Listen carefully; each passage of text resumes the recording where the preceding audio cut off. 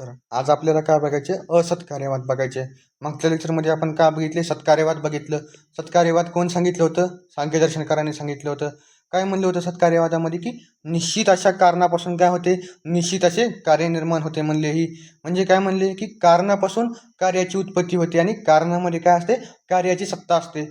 आणि ह्या मूळ मुद्द्यावर काय होता आपला सत्कार्यवाद, म्हणजे कारण आणि कार्य यांच्यातला जो सकारात्मक संबंध आहे, या सकारात्मक संबंधाच्या आधारावर काय होता आपलं सत्कार्यवाद होता. आता आपल्याला काय बघायचे असत्कार्यवाद. असत्कार्यवाद कोण सांगितलं तर आपलं वैशेषिक दर्शनकारांनी सांगितलेलं आहे. कोण सांगितलं असत्कार्यवाद? वैशेषिक दर्शनकारांनी सांगितलेलं आहे.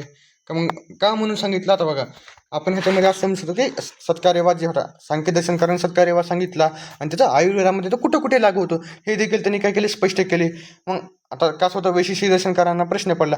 मग त्यांनी काय म्हणले की आता सांख्यदर्शनकार काय म्हणत होते की कारण आणि कार्य यांच्यामध्ये काय असतो, सकारात्मक संबंध असतो. म्हणजे काय, कारणापासून काय होते, कार्य निर्माण होते. पण आपले वैशेषिक दर्शनकार काय म्हणले की कार्याची उत्पत्ती ही कारणापासून न होता ती नव्यानेच उत्पन्न होतं म्हणले. म्हणजे काय म्हणले त्यांनी की कार्य जे आहे, आता बघा नीट लक्षात ठेवा, सत्कार्यवाद काय म्हणत होता आपलं की कारणाची उत्पत्ती कशापासून, कार्याची उत्पत्ती कशापासून होते, कारणापासून होते. म्हणजे कार्यापासून काय होते, कारणाची उत्पत्ती होते म्हणले. पण असत्कार्यवाद काय म्हणते, कार्याची उत्पत्ती जी आहे ती कारणापासून न होता नव्यानेच उत्पन्न होते म्हणले.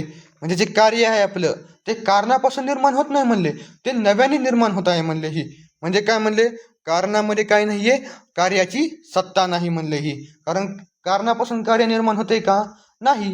मग ज्यापासून कार्य निर्माण होतच नाहीये त्यामध्ये त्याची सत्ता असेल का, नसेल, साहजिक गोष्ट आहे. काय म्हणले ह्यांनी, कारणापासून कार्य निर्माण होत नाही, कार्य कशामुळे निर्माण होते, नव्याने निर्माण होते म्हणले त्यांनी. ही पुढे काय म्हणतात त्यांनी, कारणामध्ये कार्याचे अस्तित्व नसते. वैशेषिक दर्शनकार काय म्हणाले, कारणामध्ये कार्याचे अस्तित्व नसते हे सांगताना असत्कार्यवादाची स्थापना केली म्हणले. ही कशासाठी असत्कार्यवादाची स्थापना केली, कारणामध्ये कार्याचे अस्तित्व नसते हे सांगताना काय केले त्यांनी, असत्कार्यवादाची स्थापना केली. आणि हे स्थापना केल्यानंतर काय केले त्यांनी, म्हणजे काय झालं, एक प्रकारे जी सत्कार्यवाद होता, सत्कार्यवादाचा काय केला, विरोध केला. कारण सत्कार्यवाद काय म्हणतोय, कारणापासून कार्य बनतोय. असत्कार्यवाद काय म्हणतोय, कारणापासून कार्य बनत नाही म्हणले. म्हणजे काय करतोय, एक प्रकारे तो सांख्याचा जो सत्कार्यवाद होता त्याला काय करतोय, विरोध करतोय म्हणले. आणि हा विरोध आपण जी करा, समजा आपण एखादा सिद्धांत मांडला, मग तो सिद्धांत मांडण्यासाठी आपण काय करतो, आपला सिद्धांत बरोबर आहे हे प्रूव्ह करायचं बघतो. जसं की सांख्यदर्शनकारांनी काय केले, 5 मुद्दे सांगितले. असद करणार, उपादान ग्रहणार, सर्व संभव अभावात, शक्यचे शक्य करणार, कारण भावा, या 5 मुद्द्याद्वारे काय केलं त्यांनी, सत्कार्यवाद स्पष्ट केला. तसंच वैशेषिक दर्शनकारांनी काय केलं, सत्कार्यवादास विरोध केला म्हणजे काय केलं, सत्ताचा वाद प्रूव्ह करत होता. सांख्याच्या वादाला का प्रूव्ह केलं त्यांनी, कारण त्यांनी काय सांगितलं होतं, असत्कार्यवाद. आणि त्या असत्कार्यवादाला प्रूव्ह करण्यासाठी त्यांनी काय केलं, आरंभवाद मांडला म्हणले. ही आणि त्या आरंभवादाद्वारे त्यांनी काय केलं, आपला असत्कार्यवाद स्पष्ट केला म्हणले. आरंभवाद काय म्हणतो, कारणाची परिणिती कार्यात न होता, काय म्हणले, कारणाची परिणिती. आता परिणिती म्हणजे काय तर चेंज, कारणाचा जो चेंज आहे तो कार्यात होत नाही म्हणले. ही तर काय होत नाही, मग कारणाचा चेंज कार्यात होत नाही, मग कार्य कसे निर्माण होते, तर कार्य हे नव्याने उत्पन्न होते म्हणले. आणि ह्याच मुद्द्यावर काय झालेले आहे, आपलं असत्कार्यवाद स्थापन झालेलं आहे म्हणले. हे पुढे काय म्हणले त्यांनी, कारणापासून कार्य उत्पन्न होते. सांख्यदर्शनकार काय म्हणत होते, कारणापासून कार्य उत्पन्न होते. मग वैशिष्ट्य दर्शनकार म्हणतात, समजा असं आपण मानलो, काय मानलो की कारणापासून कार्य उत्पन्न होते असे मानले तर अन्य घटकांची आवश्यकता का पडते. म्हणजे त्यांनी काय म्हणले, तर मान्य आहे आम्हाला की कारण आम्ही मान्य करतो त्याला की कारणापासून कार्य निर्माण होतं, असं असतं तर त्याला इतर घटकाची काय गरज पडते म्हणले त्यांनी. ही जसं की मातीपासून मडकं बनवण्यासाठी कुंभाराची काय गरज पडते, थोडक्यामध्ये त्यांनी म्हणजे मडकं बनवणारा जो व्यक्ती आहे किंवा जी मशीन आहे त्याची गरज का पडावी, असं त्यांनी प्रश्न केला. आणि ह्यासाठी त्यांनी काय केले, आरंभवाद स्थापन केला. आणि आरंभवादाद्वारे त्यांनी काय केलं, आपलं असत्कार्यवाद प्रूव्ह केला. आता आरंभवाद काय म्हणतो आपला, कार्य आरंभवाद. आरंभ म्हणजे काय, सुरुवात, नावात दिलेलं आहे. आरंभ म्हणजे काय तर सुरुवात होय. आरंभ म्हणजे काय, सुरुवात, प्रारंभ. मग कशाचा प्रारंभ, कार्याचा प्रारंभ किंवा कार्याचा आरंभ. काय म्हणते त्यांनी, कार्याचा हा नव्याने आरंभ होत असतो. कार्याचा आरंभ कसा होतो, नव्याने होत असतो म्हणले. आणि त्याचे अस्तित्व कशात नसते, कारणात नसते म्हणले. म्हणजे कारणात कार्याचे अस्तित्व नसते, कार्य हे नव्याने आरंभ होते म्हणले त्यांनी. ही काय म्हणते, कार्याच्या उत्पत्तीसाठी कारणाची आवश्यकता नसते. एवढं कळालं. आता त्याचा सिद्धांत काय म्हणतोय, कोणतेही कार्य उत्पन्न होताना त्यासाठी कारणाची आवश्यकता. तेच वरी काय बघितलं आपण की कार्य उत्पन्न होताना इथं कारणाची आवश्यकता आहे का, नाही. कारणाची आवश्यकता कुठे होती, सत्कार्यवादामध्ये. असत्कार्यवादामध्ये कारणाची आवश्यकता आहे का, नाही. तर कारण काय, कार्य हे नव्याने निर्माण होते म्हणले. कार्याचे अस्तित्व कारणात नसून कार्य हे नव्याने निर्माण होते व नव्याने उत्पन्न होते म्हणले. आता त्यासाठी एक संदर्भ सांगितलाय. काय संदर्भ सांगितला त्यांनी, की कारणाचा नाश होऊन कार्याचा जन्म होत असतो. कार्याचा जन्म कसा होतो म्हणले, पहिल्यांदा काय होते, सगळ्यात आधी कारणाचा नाश होतो म्हणले. मग कारणाचा नाश झाल्यास काय होतोय, मग कार्याचा जन्म होतो म्हणले त्यांनी. कसं होतो, तर क्रमाक्रमाने काय होते, कारण तत्व. आता दोन तत्व म्हणले त्यांनी बरं का. पहिले तत्व काय म्हणलं, कारण तत्व. दुसरं काय म्हणलं त्यांनी, तर कार्यतत्व म्हणले. असे दोन तत्व त्यांनी मानलेले आहेत. मग पहिल्यांदा काय म्हणते, क्रमाक्रमाने काय होते म्हणले, जे आपलं कारण तत्व आहे त्या कारण तत्व काय करते, स्वतःचे अस्तित्व नष्ट करतं म्हणले. ही कारण तत्व स्वतःचे अस्तित्व नष्ट करते. नष्ट करून काय करते, पहिली स्टेप काय झाली, कारण तत्वाने स्वतःचं अस्तित्व नष्ट केलं. कसं नष्ट केलं, क्रमाक्रमाने. आणि तदनंतर त्यानंतर काय होते, आपले जे कार्यतत्व आहे ते स्वतःचे अस्तित्व निर्माण करते म्हणले. म्हणजे कारणतत्वाचे अस्तित्व नष्ट होते आणि नष्ट होत असताना काय होते, आपले कार्यतत्वाचे अस्तित्व निर्माण होत असते म्हणजे कारणापासून निर्माण होत नाही, पण कारणाच्या विनाशानंतर, कारणापासून नाही, कारण नष्ट झाल्यानंतर कार्य निर्माण होतो, असं काय म्हणले, आपले आरंभवादाद्वारे स्पष्ट केलेलं आहे.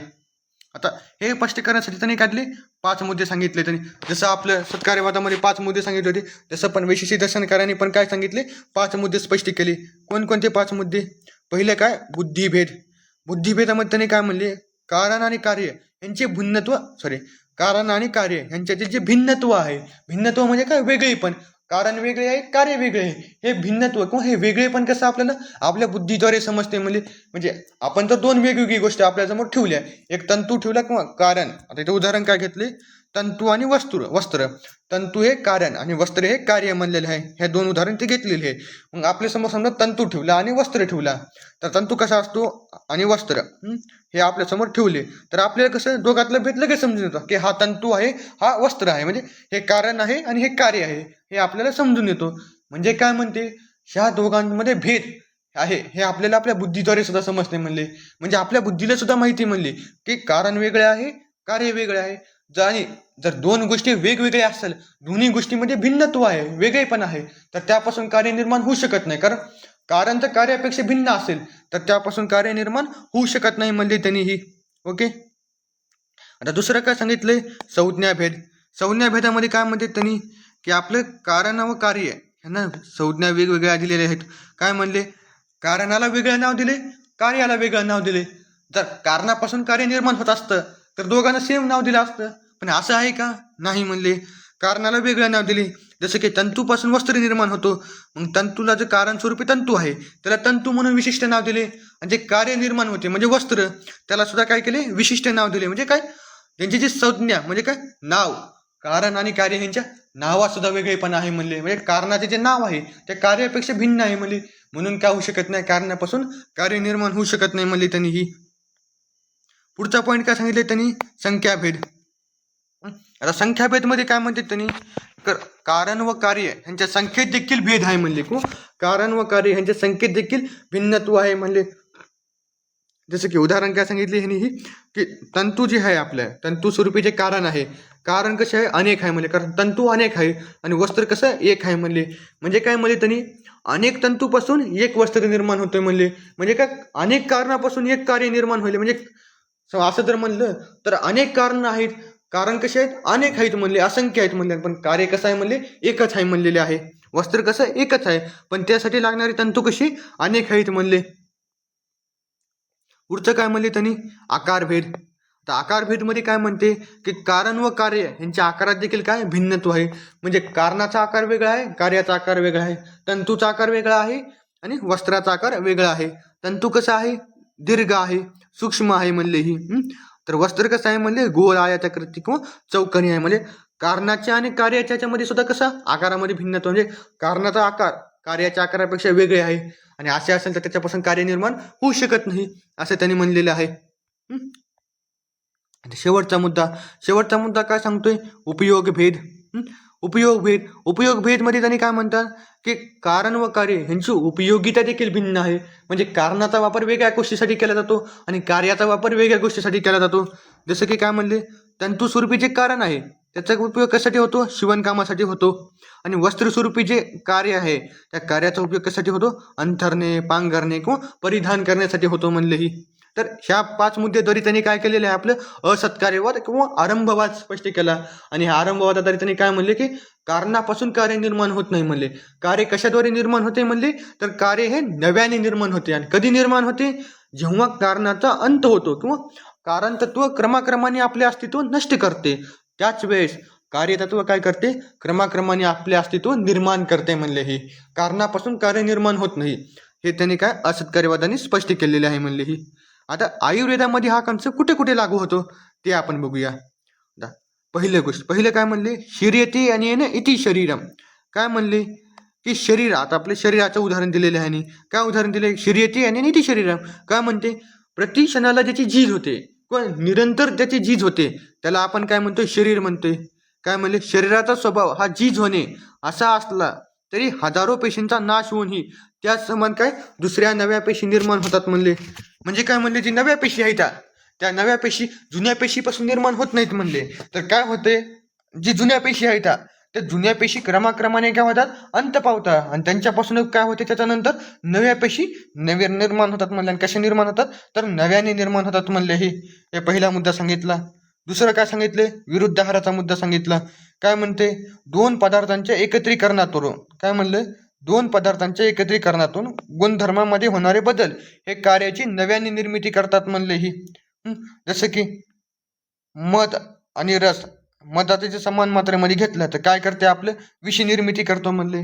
आणि जर तूप आणि मासे कसं विरी विरुद्ध आहेत, आणि जर तूप आणि मासे जर एकमेकासोबत मिक्स केले तर काय करतात? ते विष निर्मिती करतात.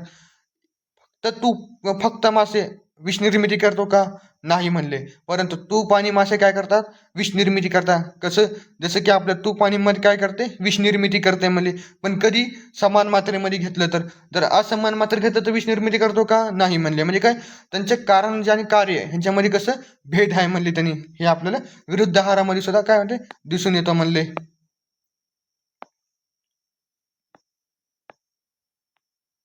पुढचं काय म्हणले? रसायन द्रव्य. आता रसायन द्रव्याचा वापर कधी करतो आपण?